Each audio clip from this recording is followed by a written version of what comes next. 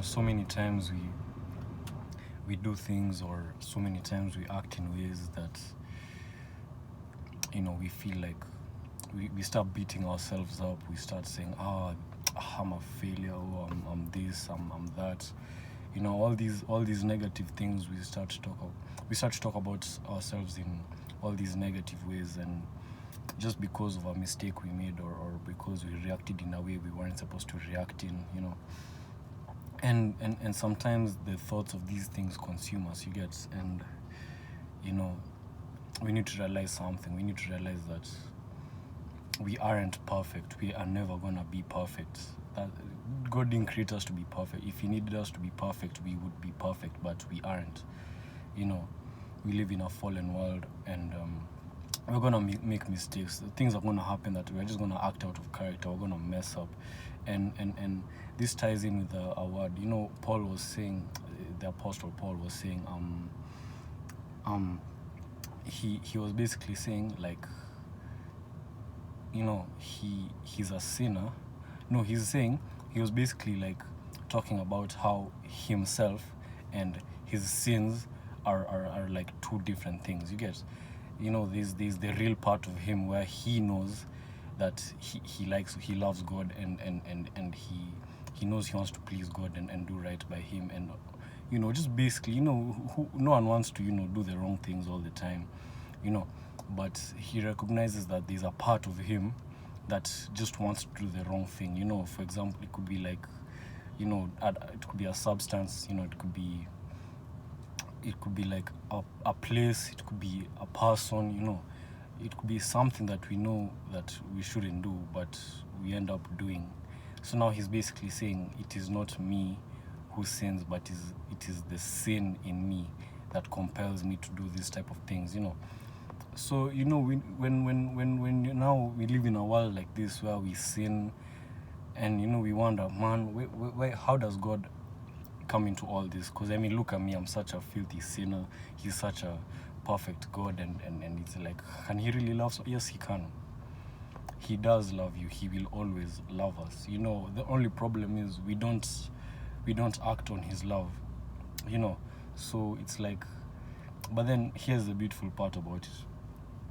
Yeah, sure, we make mistakes. Yeah, sure, we fail.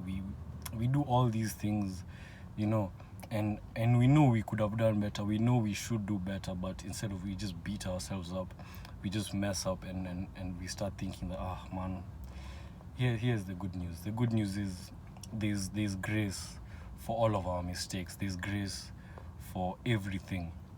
His grace, it even says in His word, we wake up to new grace and new mercy every morning. It never ends. We're talking about grace that never ends. There's grace for every mistake, every failure, every setback, every problem. There's grace for all of these things. There is more than enough grace. You see, here's the thing. If we didn't fail and mess up and fall, we wouldn't really know what grace is. You get what I'm saying? How would you really know what grace is if you didn't really fall? But see, now we need to understand that we should be going back to God. We can't find that grace anywhere outside of God. When you fall, when you mess up, when you just act out of character, for example, where do you go? Where do you go? Do you just now go and do other things that make the problem even worse? Or do you go to the one that can give you grace to help you get back up on your feet? The one that can give you forgiveness, the one that can take care of you, the best way possible. Who are we going to? Where are we going to? Because, where you go is also determines how well, you're able to overcome that situation. So now when you go to God, who has more than enough grace for all of your mistakes, all of your troubles, all of your problems, you'll realize that, wow, everything is good. Everything is okay. There's no need to beat myself up. I am not my mistakes. I am not my failures. I am not whatever I think, whatever I try to place on myself that's negative. I am not that. You are not that. None of us are. It's just a mistake. It was just a setback. You don't have to beat yourself up. You don't have to feel, man, I did this thing again. I never do anything right. You see, I'm always telling myself, this. No, you don't have to react like that. No. Just say, I am loved by God and there is grace for me. Pray to Him. Turn to Him. When you do that, you'll realize, man, this God that I'm fearing, that I think hates me, He's actually accepted me. Flaws and all. Mistakes and all. That's why He says, come as you are. He's not telling you to get perfect and then you can come. No. He's saying, come as you are. I have grace for you. I have forgiveness for you. I have mercy ready for you. All you have to do is turn to me. All you have to do is react. I mean, not react. All you have to do is act on the love I give you. Act on the gift I have freely given you. You're not being asked to pay for any of this. We're just being asked to acknowledge it and turn to it. Because, you know, when we make these mistakes, let's say you get the weekend comes and, man, the whole weekend you've just messed up. Monday comes, you just like, oh my gosh, I have seriously messed up this weekend. There's grace for that. You don't have to run away. You don't have to be scared. You don't have to be. You can just realize that there's grace for you. That's why Christ died for you, so that you can be forgiven, so that there can be grace on top of grace readily available for you. Because in this world, we live in a fallen world, man. You can't have anything perfect in a fallen world. So there's going to always be problems in situations. There's always going to be failures and setbacks. There's always going to be these things. When you realize that, you'll be like, okay. So there's that. So now what am I going to do about that? Because, yeah, sure, now will I trip every time something bad happens? Every time I mess up or fail, will I now hate myself? No, you don't have to. Here's a better solution. Realize that there is grace already available for you. Grace that you don't have to fight for, you don't have to work for, you don't have to do anything. All you have to do is realize and accept it. That's all. You've been going this way. All you have to do is turn around. There'll be grace waiting for you right there. It doesn't matter how far you've gone. It doesn't matter what you've done. It will never matter what you've done. For there is no condemnation for those that are in Christ.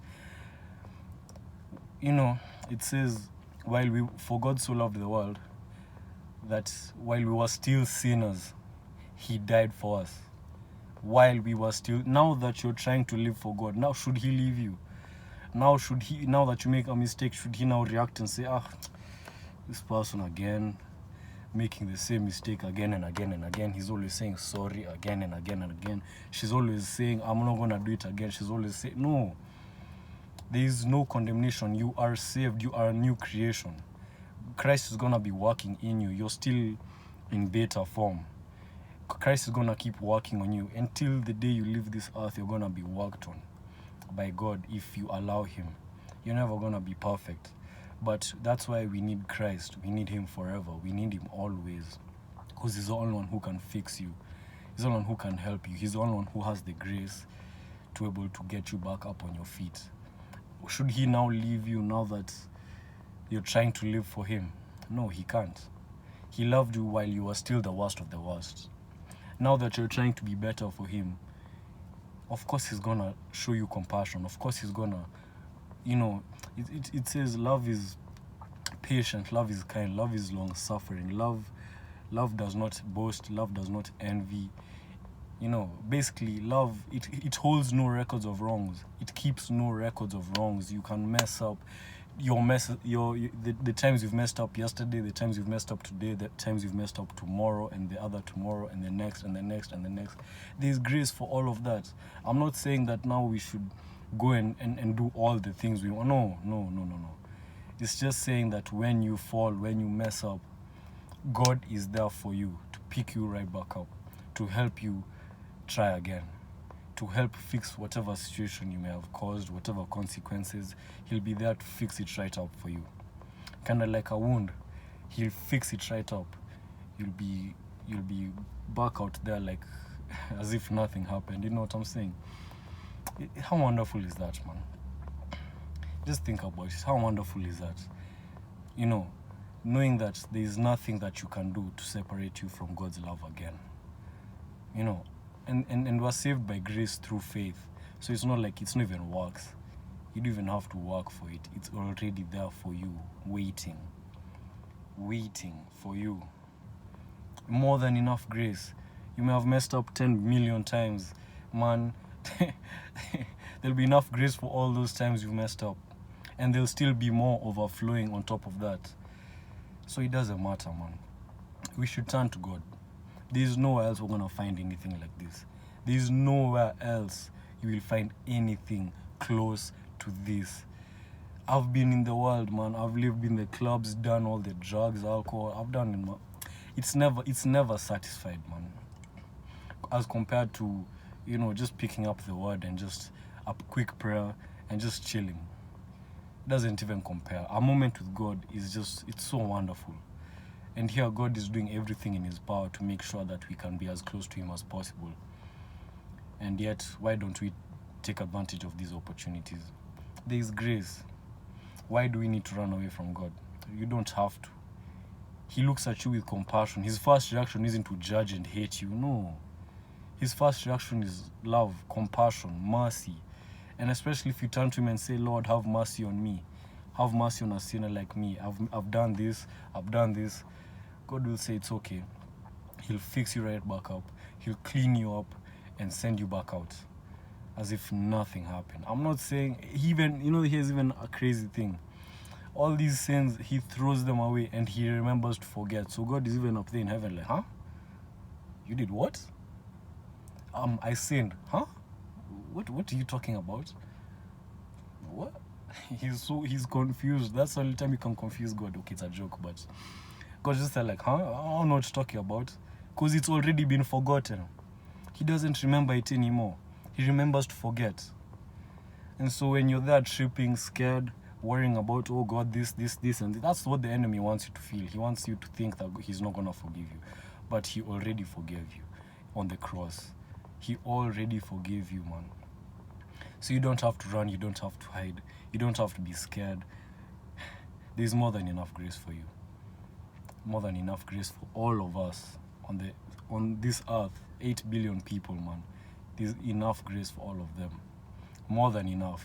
Overflowing. You don't even have to fight for it. There's enough for you, for me, for everyone. There are some people here. There's even enough grace for all these people here as well.